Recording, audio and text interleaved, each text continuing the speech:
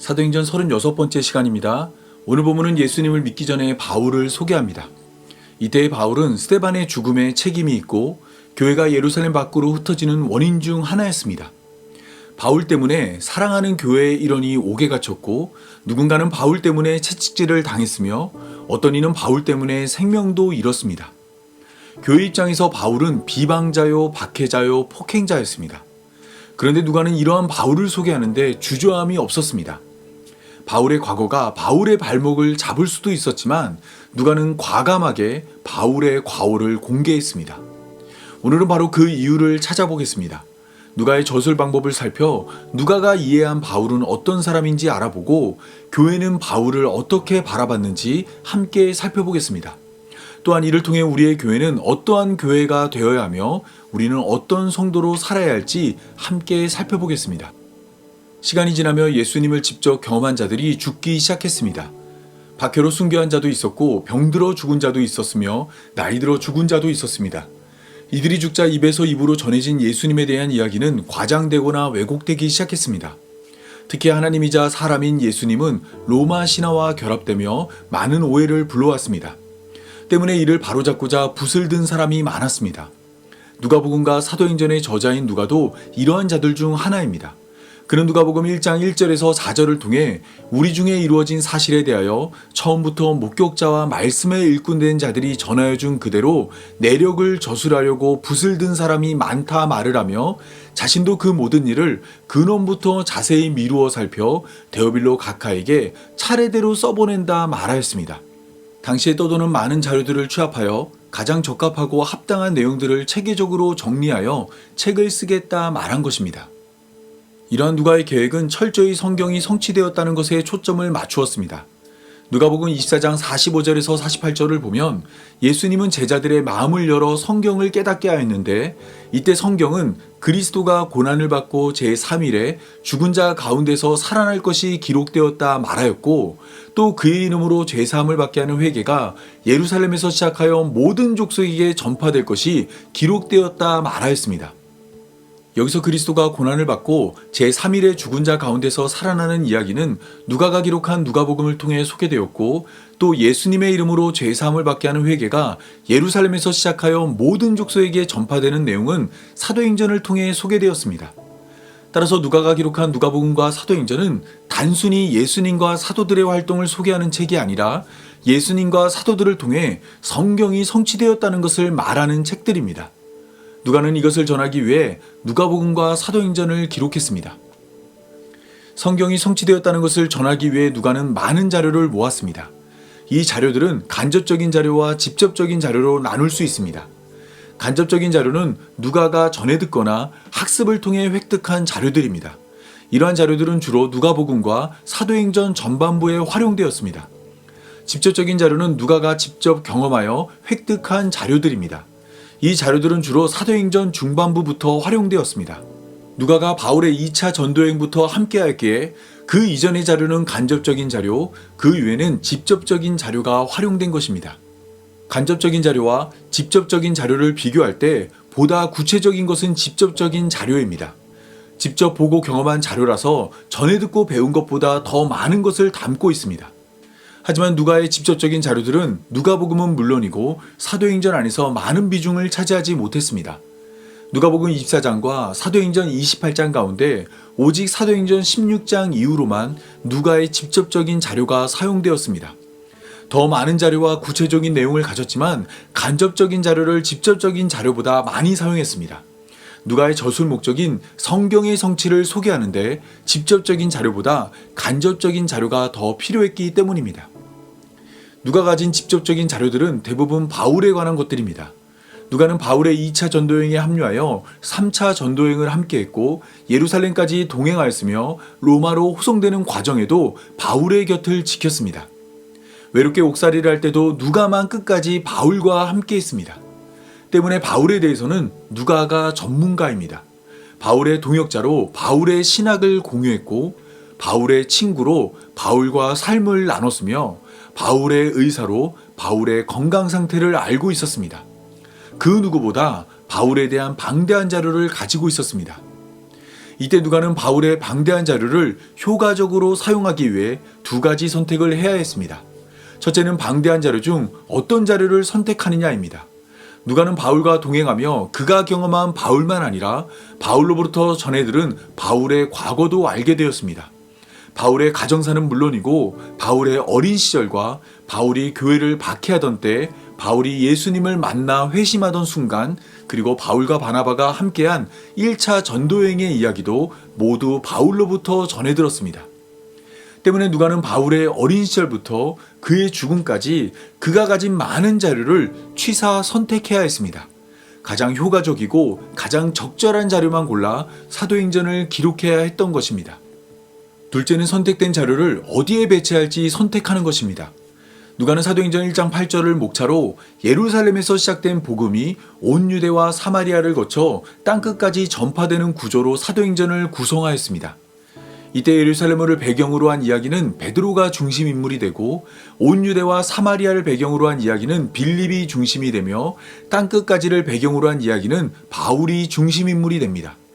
당연히 바울에 대한 자료는 땅끝을 배경으로 한 이야기에 집중되었습니다. 하지만 누가가 가진 바울에 대한 자료는 땅끝에만 국한되지 않습니다. 베드로가 예루살렘에서 활동할 때 바울도 예루살렘에 있었으며, 빌립이 유대와 사마리아로 떠나게 된 원인 중 하나는 바울에서 비롯되었습니다. 때문에 누가는 선택된 바울의 자료를 적절한 곳에 배치해야 했습니다. 베드로가 중심이 된 예루살렘 사역에 바울의 이야기를 녹여내야 했고, 빌립이 중심이 된 유대와 사마리아 사역에도 바울을 등장시켜야 했습니다. 이러한 누가의 두 가지 선택은 바울의 이미지를 구축하는 데 큰 영향을 끼칩니다. 예를 들어 만약 누가가 바울의 전도여행 자료만 선택하여 1차 전도여행이 시작되는 사도행전 13장에서 바울을 처음 등장시켰다면, 바울은 혜성처럼 등장한 탁월한 복음 증거자로 인식되었을 것입니다. 흥과 결을 찾을 수 없는 완벽한 모습으로 갖은 어려움을 극복하고 박해와 고난을 견뎌가며 끝까지 복음을 증거한 이상적인 기독교인으로 이해되었을 것입니다. 하지만 누가는 바울을 이상적인 기독교인으로 소개하는데 관심을 두지 않았습니다. 때문에 그보다 앞서 사도행전 9장에서 바울을 등장시켰습니다. 사도행전 9장이 소개하는 바울은 사도행전 13장과 정반대의 모습으로 등장합니다. 사도행전 9장 1절에서 2절입니다.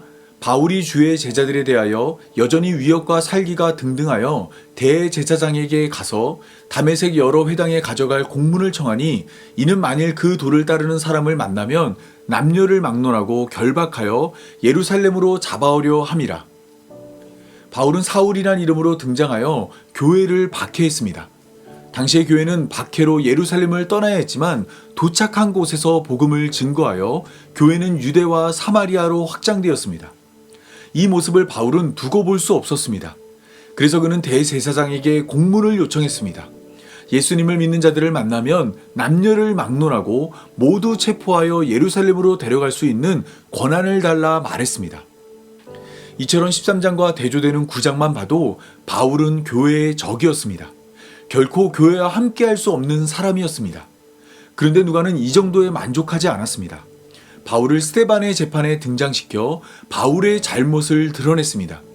당시 바울은 직접적으로 스데반에게 돌을 던지지 않았지만 돌을 던진 자들의 옷을 맡아준 자입니다. 유대인들에게 옷은 자신의 신분을 드러내는 중요한 도구로, 이를 바울에게 맡겼다는 것은 바울이 책임 있는 자리에 있었다는 것을 의미합니다. 뿐만 아니라 이어지는 사도행전 8장 1절에서 3절을 통해 누가는 교회가 박해로 흩어지게 된 원인 중 하나가 바울에게 있다는 것을 소개합니다. 바울은 스데반의 죽음이 마땅하다 생각했고, 교회를 잔멸하기 위해 각 집에 들어가 남녀를 끌어다가 옥에 넘겼습니다. 여기서 잔멸이란 단어는 파괴하다란 뜻으로 보통 야생동물의 파괴적인 행동을 묘사할 때 사용됩니다. 이를 반영하면 바울의 행동은 멧돼지가 포도원을 짓밟아 황폐하게 만드는 것처럼 교회를 짓밟아 열매 없는 곳으로 만들었다는 말이 됩니다. 뿐만 아니라 바울은 성전이나 회당에서 사람을 체포한 것이 아니라 각 집에 들어가 사람들을 체포했습니다. 교회로 의심되면 그 집에 들어가 수색을 했고, 교회라는 것이 밝혀지면 남녀를 가리지 않고 체포해 옥에 넘겼습니다. 뒷짐지고 교회를 박해한 것이 아니라 두 팔 걷어 교회를 박해한 것입니다. 누가와 바울의 관계를 생각할 때 누가는 바울에게 냉정했습니다. 바울을 포장하거나 과장하는 것은 고사하고 바울의 행동을 옹호하는 태도를 취하지 않았습니다. 스데반의 죽음 이후에 바울을 등장시켜도 바울의 과거는 충분히 설명될 수 있었으나 누가는 바울이 교회가 흩어지는 데 책임이 있고 스데반의 죽음에도 책임이 있다는 것을 감추지 않았습니다. 왜냐하면 이를 통해 죄인을 용서하는 예수님을 소개하기 위해서입니다. 바울은 하나님 앞에 큰 죄인이었지만 예수님은 이와 같은 자를 값없이 거저주는 은혜로 구원하였습니다. 과거의 바울은 예수님이 머리된 교회를 박해하였지만 예수님은 바울을 용서하고 그를 복음의 증거자로 세웠습니다. 가장 자격 없는 자를 은혜로 택해 가장 열심히 복음을 증거하는 자로 만든 것입니다. 바울의 과거를 밝힌 누가의 의도는 자신의 과거를 감추지 않은 바울의 의도를 반영한 결과입니다. 바울은 자신의 과거를 감추지 않았습니다. 사도행전 22장 4절에서 내가 이 돌을 박해하여 사람을 죽이기까지 하고 남녀를 결박하여 옥에 넘겼다 말했습니다. 또한 사도행전 20장 19절에서 20절을 통해 자신은 주를 믿는 자들을 가두고 또 각 회당에서 때리고 또 주의 증인 스데반이 피를 흘릴 때에 곁에 서서 찬성하고 그 죽이는 사람들의 옷을 지켰다 말했습니다. 또한 사도행전 26장 10절에서 12절에는 대제사장들에게 권한을 받아가지고 많은 성도들을 옥에 가두며 또 죽일 때에 내가 찬성표를 하였고 또 모든 회당에서 여러 번 형벌하여 강제로 모독하는 말을 하게 하고 그들에게 대하여 심히 격분하여 외국 성에까지 가서 박해하였다 말하였습니다. 이런 모습은 그의 편지에도 자주 나타납니다. 바울은 갈라디아서 1장 13절에서 이전에 유대교에 있을 때 행한 일을 너희가 들었거니와 하나님의 교회를 심히 박해하여 멸하였다 말하였습니다. 또한 빌립보서 3장 6절에서는 열심으로는 교회를 박해하고 율법의 의로는 흠이 없었다 말했습니다. 자신을 소개할 때마다 자신이 교회를 박해했던 것을 감추지 않았습니다. 과거의 자신이 죄인일수록 이러한 자를 복음 증거자로 만든 하나님의 은혜가 더욱 크게 드러나기 때문입니다. 디모데전서 1장 13절에서 15절은 이러한 사실을 잘 보여줍니다. 바울은 자신을 전에는 비방자요 박해자요 폭행자라 소개한 후 이때는 자신이 믿지 아니할 때 알지 못해 이런 일을 행했다 말했습니다. 그리고 우리 주의 은혜가 그리스도 예수 안에 있는 믿음과 사랑과 함께 넘치도록 풍성하다 말을 한 후 그 풍성함으로 그리스도 예수께서 죄인을 구원하시려고 세상에 임했고 자신은 그 구원의 대상인 죄인 중에 괴수라 말했습니다. 자신을 죄인 중에 괴수라 말하여 하나님의 크신 은혜가 과거의 비방자이고 박해자이며 폭행자였던 자신을 구원했다 말한 것입니다. 고린도전서 15장 9절에서 11절은 더욱 확실하게 이 사실을 드러내고 있습니다. 바울은 자신을 사도 중에 가장 작은 자라 소개했습니다. 하나님의 교회를 박해했기에 사도라 칭함받기를 감당할 수 없다 말했습니다. 하지만 그럼에도 자신이 사도가 되어 더 많은 수고로 복음을 증거한 이유는 과거의 자신을 오늘의 자신으로 만들어준 하나님의 은혜 때문입니다. 하나님의 은혜가 있었기에 자격 없는 바울은 사도가 되었고 모든 사도보다 더 많이 수고하여 더 많이 복음을 증거하게 되었다 말한 것입니다. 이 말을 마친 후 바울은 아주 중요한 주제 하나를 꺼내듭니다. 그것은 나나 그들이나 이같이 전파함에 너희도 이같이 믿었다는 것입니다. 바울은 이 땅의 처음 교회가 하나님의 은혜를 전했고 그 은혜를 믿은 자라 말하였습니다. 이 사실은 교회라는 공동체를 정의할 수 있는 아주 중요한 단서를 제공합니다. 교회는 바울과 같이 죄인들이 모인 집단이고 교회는 예수님의 은혜 안에 있다는 것입니다. 이것은 당연한 것처럼 보이지만 전혀 당연한 것이 아닙니다. 예나 지금이나 사람들이 기대하는 교회의 모습은 선한 자들의 모임이고 그들은 선한 행실로 구원에 이른다 생각합니다. 하지만 이 땅의 처음 교회는 정반대로 생각했습니다. 교회는 바울과 같이 죄인 중에 괴수들이 모인 곳이고 그 죄인 중에 괴수가 예수님의 은혜로 구원에 이른 곳입니다. 교회 중에 일부만 이렇게 구원받은 것이 아니라 모든 성도가 이렇게 구원을 받았습니다. 모두가 죄인이고 모두가 은혜를 의지한 것입니다. 때문에 교회에서 죄인이란 것은 흉이 될 수 없습니다. 오히려 스스로의 죄인됨을 인정하지 않는 것이 흉이 됩니다. 요한일서 1장 8절에서 10절은 만일 우리가 죄가 없다고 말을 하면 스스로 속이고 또 진리가 그 속에 있지 아니한 자라 말합니다. 그러면서 만일 우리가 우리 죄를 자백하면 하나님은 미쁘시고 의로우사 우리 죄를 사하시며 우리를 모든 불의에서 깨끗하게 한다 말합니다. 하지만 만일 우리가 범죄하지 아니하였다 말하면 하나님을 거짓말하는 이로 만드는 것이니 또한 하나님의 말씀이 우리 속에 있지 않습니다. 그러므로 우리가 교회가 되기 위해서는 무엇보다 먼저 우리가 죄인이란 것을 알아야 합니다. 입에 발린 말로 죄인이라 고백하는 것이 아니라 도저히 스스로는 죄의 문제를 해결할 수 없는 죄인 중의 괴수라는 고백이 우리 안에 있어야 합니다. 죄인 중의 괴수는 세상에서 절대 환영받을 수 없습니다. 이춘재, 조두순, 유영철, 강호순을 누구도 반기지 않습니다. 하지만 교회는 다릅니다. 교회는 이러한 자들을 받아주는 것만 아니라 두 팔 벌려 환영해야 합니다. 건강한 자에게는 의원이 쓸데없다 말씀하신 예수님이 죄인을 찾아오셨기 때문입니다. 예수님은 모두가 손가락질하는 세리와 창녀를 위해 이 땅에 오셨고 뽕나무에 올라야만 하는 삭개오를 위해 이 땅에 오셨으며 사람을 살인한 바라바를 위해 이 땅에 오셨고 속에는 악한 것들이 가득 찬 우리를 위해 이 땅에 오셨습니다. 예수님께서 죄인을 찾으러 오셨기에 우리와 같은 죄인이 예수님 편에 서게 된 것입니다. 따라서 우리의 교회는 죄인들만 모여있는 교도소와 같습니다. 모든 사람이 죄를 지어 교회가 되었습니다. 하지만 교도소와 같은 교회에 머물면서 자신은 죄가 없다 말하는 사람이 있습니다. 또한 거룩한 옷을 입고 자신은 죄인이 아니라 간수라 말하는 자도 있습니다. 이들은 교도소 안에서 높은 지위는 차지할지 모르지만 하나님 나라에는 들어갈 수 없습니다. 하나님 나라의 특별 사면은 자기 죄를 인정한 자만 누릴 수 있기 때문입니다. 예수님의 보혈은 죄인에게만 유효하기 때문입니다. 예수님의 십자가는 죄인을 위한 것이기 때문입니다. 다시 처음 질문으로 돌아가 보겠습니다. 이 땅의 처음 교회는 비방자요, 박해자요, 폭행자인 바울을 교회의 일원으로 받아주었습니다. 교회의 원수였던 자가 교회의 지도자가 되었습니다. 이러한 일이 가능할 수 있었던 이유는 예수님의 은혜가 바울의 죄를 덮어주었다는 믿음 때문입니다. 바울의 죄가 태산처럼 크다 하더라도 하나님의 은혜는 그보다 훨씬 더 큽니다. 바울의 죄를 덮고도 남을 만큼 크고 광대하십니다. 또한 이 땅의 처음 교회는 모두가 바울과 같이 하나님의 은혜로 구원을 받았기 때문입니다. 모든 성도가 바울과 같은 죄인이었기에 그들은 바울의 죄를 지적하지 않았습니다. 예수님이 1만 달란트를 탕감하는 은혜로 자신의 죄를 덮어주었기에 그들도 죄를 고백하는 바울을 용서할 수 있었습니다. 따라서 우리의 교회는 바로 이러한 교회가 되어야 합니다. 예수님이 우리의 허다한 죄를 덮어 구원했다는 사실을 믿어야 합니다. 오늘만 하더라도 많은 죄로 스스로를 괴롭게 하였지만 하나님은 우리의 모든 죄를 덮고도 남을 만큼 크신 은혜의 하나님입니다. 세리와 창녀를 용서하고 살인자와 박해자와 비방자를 교회로 불러주며 베드로와 같이 자신을 3번이나 부인해도 그를 용서하는 것이 하나님의 은혜입니다. 우리의 교회는 모든 성도가 이 은혜로 교회가 되었습니다.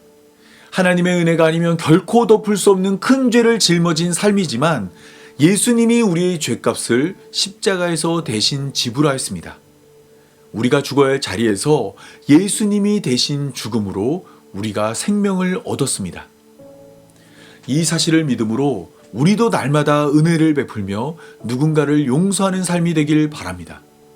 스데반이 외친 용서의 외침이 가까운 곳에 바울에게 전해진 것처럼 우리의 외침이 다른 누군가에게 전해지길 바라며 용서를 외치고 은혜를 베풀며 살아가는 성도의 삶이 되기 바라며 오늘 말씀 맺겠습니다. 다 함께 기도하겠습니다. 죄인을 구원하는 하나님, 더러운 것 하나 없는 얼굴로 깨끗한 옷을 입고 하나님 앞에 나왔지만 우리 안에는 더러운 것이 가득함을 고백합니다. 입속에 있는 것들이 입 밖으로 나오는 순간 다시는 입에 넣을 수 없는 더러운 것이 되는 것처럼 우리 안에는 온갖 더러운 것이 가득합니다. 미움은 말할 것도 없고 원망과 불평이 끊이지 않으며 다른 일을 험담하는 것이 어느덧 자연스러운 일상이 되었습니다. 새 치열을 제어하지 못해 항상 범죄합니다. 걸음은 어두운 곳으로만 향하고 자유로운 손은 오늘도 선악을 알게 하는 나무의 열매를 움켜쥐었습니다. 허다한 기회를 통해 자기 만족만 추구하고 혼자만 있을 때는 게으르고 나태합니다. 인생이 모래시계라 생각하지 못해 헛된 것에 마음을 뺏깁니다. 죄인을 비방하고 조롱하며 어리석다 말하지만 결국 우리가 죄인 중에 괴수임을 고백합니다. 그러므로 하나님, 우리를 구원하여 주옵소서. 거울에 비친 우리는 구원받을 수 없는 죄인이지만 성경은 예수님이 나와 같은 죄인을 찾는다 말씀하시니 나와 같은 죄인을 은혜로 덮어 구원하여 주옵소서. 비방자요, 박해자요, 폭력자를 용서하는 예수님의 은혜로 우리와 같은 죄인도 용서하여 주옵소서. 오직 예수 그리스도만 우리의 구원임을 고백하오니 하나님 나라로 우리의 삶을 인도하여 주옵소서. 오직 예수 그리스도의 손만 잡길 원하오니 선악을 알게 하는 나무의 열매를 움켜쥔 우리의 손에 생명나무의 열매를 허락하여 주옵소서. 이번도 말씀 우리 구주 예수님의 이름으로 기도합니다. 아멘.